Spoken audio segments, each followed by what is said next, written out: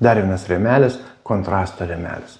Ir kai eina kalba apie kontrastą, apie skirtumą, tai dažniausiai žmonės lengviausiai pasako taip, o, tai juoda balta. Taip, labai aiškus ir lengvas pavyzdys apie kontrastą, kad visiškai du skirtingi pavyzdžiai.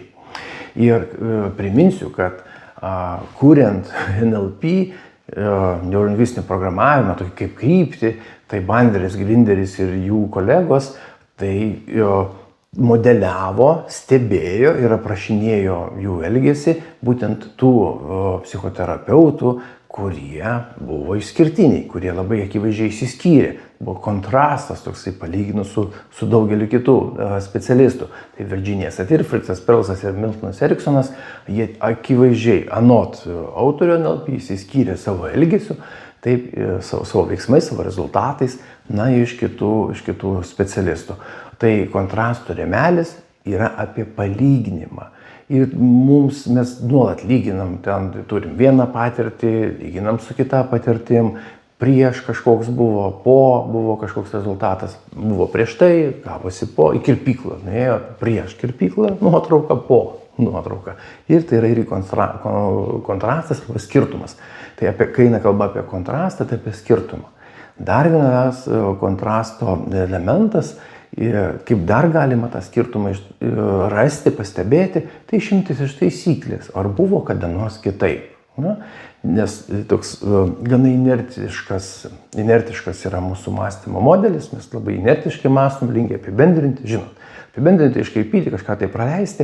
Ir kai mums reikia gauti kažkokį tai kitokį pavyzdį, kitokį rezultatą, išimtis iš taisyklės irgi mums yra tinkama. Ar buvo kada nors kitaip? Ar buvo nors vienas atvejis, kad buvo nors truputėlį kitaip, negu visada, negu kad jūs kalbat.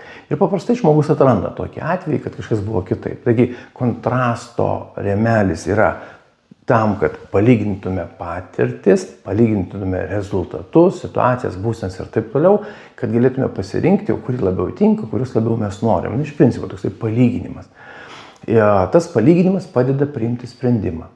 Padeda išsirinkti. Ypatingai, jeigu žinai, turi pagal tikslo rėmelį ir pagal smartą, pagal gerai suformuotą rezultatą, žinai, ko nori, tai iš visų tų palyginimų, žinai, ką atkreipti dėmesį, kokius kriterijus atkreipti dėmesį, gali pasirinkti tą teisingiausią, geriausią, galbūt netgi priimti sprendimą, pasirinkti geriausią tavo tinkamą variantą. Kai mes kalbam su kitu žmogum, paskatinti, pamatyti skirtumą, taip, parodyti, pabrėžti tą skirtumą, tą išskirtinumą, mes galime tokiais keliais paprastais dalykais. Vienas iš dalykų, atkreipkite dėmesį į tai. Žiūrėkit, yra tokie variantai, bet būna dar ir tokių variantų.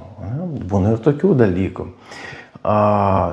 Galima parodyti tą, kaip ir sakiau, situaciją prieš ir po, anksčiau iki mūsų klientai gyveno taip ir taip, padirbdami su mumis, turi tokius rezultatus. Apie kontrasto rėmelį, tarp kitko, irgi yra šitas klausimas arba šitas teiginys, ieškočiau kažko naujo, kažko kitokio. Tai mums tik tai reikia sužinoti, kas yra pažįstama, kas yra žinoma ir paskui pagalvoti, parekomenduoti arba nukreipti dėmesį į tai, kas galėtų būti naujo.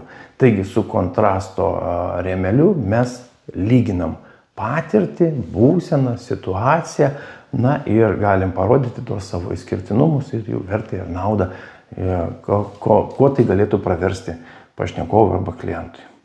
Imkit, taikykit, naudokit.